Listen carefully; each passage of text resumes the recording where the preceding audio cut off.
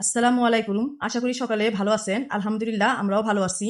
তো দেশের পরিস্থিতি খুবই খারাপ। গ্যাসের পরিস্থিতি তো আরো খারাপ। সেখানে থেকে আজকে কি বলবো, আজকে শুক্রবার, কোনো গ্যাস নেই।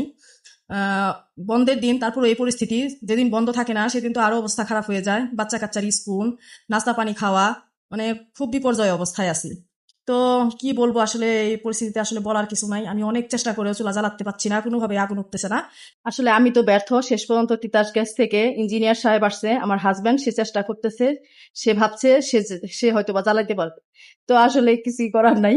শেষ পর্যন্ত আমাকে ইন্ডাকশনের সাহায্য নিতে হচ্ছে। তো আমি ইন্ডাকশনটা বের করে ইন্ডাকশনে আমি শর্টকাটে রান্নার আয়োজন করলাম। চিন্তা ভাবনা করলাম গরুর মাংস রান্না করবো আজকে।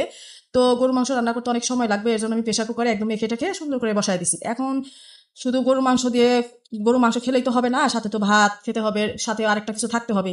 তো ভাবলাম যে যেহেতু ডাল ইজি, এর জন্য আসলে ডালের ব্যবস্থাই করতেছি। তো এখন হচ্ছে ভাতটা বসাবো। তো এখন আমি একটা চুলা কিনে নিয়ে আসছি, মাটির চুলা, কিছুদিন যাবত এই পরিস্থিতি দেখে।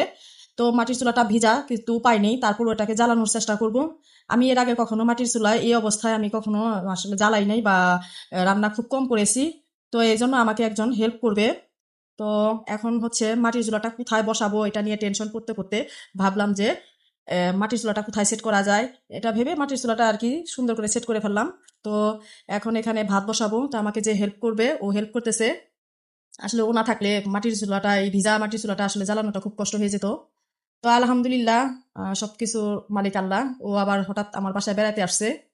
তো এই সুযোগেও আমাকে আর কি মাটির চুলাটা ধরায় শুরু করে দিল। তো যাই হোক, আমি চিন্তা ভাবনা করে শেষ পর্যন্ত এখানে ভাত বসায় দিলাম। আর ইন্ডাকশনে মাংস হচ্ছে। আর দেখি এই পরে যদি গ্যাস এসে পড়ে, তো ডালটা যদি গ্যাস গ্যাস আসে ডাল বসাবো, আর নয়তো হয়তো বা এখানেই বসাইতে হবে। তো আমার ভাতের মার গালানোটা শেষ হয়ে গেল। তো আসলে এই প্রাকৃতিক গ্যাসের আসলে কোনো তুলনা হয় না। যখন দেখেন আমার এখানে গ্যাস আসছে, কত শান্তি, কত সুন্দর আমি রান্না করতেছি ডালটা। কি বলবো, প্রাকৃতিক গ্যাসের উপরে কোনো কিছুই শান্তি নাই। ইন্ডাকশন বলেন, মাটির চুলা বলেন, যেটাই বলেন, প্রাকৃতিক গ্যাস, যেটা লাইনের গ্যাস, এটার রান্নার গুরুত্ব অপরিসীম। আমরা চাই দেশের পরিস্থিতি ভালো হোক, সবার ঘরে ঘরে গ্যাস আসুক, আমরা আবার সুখে শান্তিতে রান্না বান্না যাতে করতে পারি। আল্লাহ হাফেজ, সবাই ভালো থাকবেন, সুস্থ থাকবেন।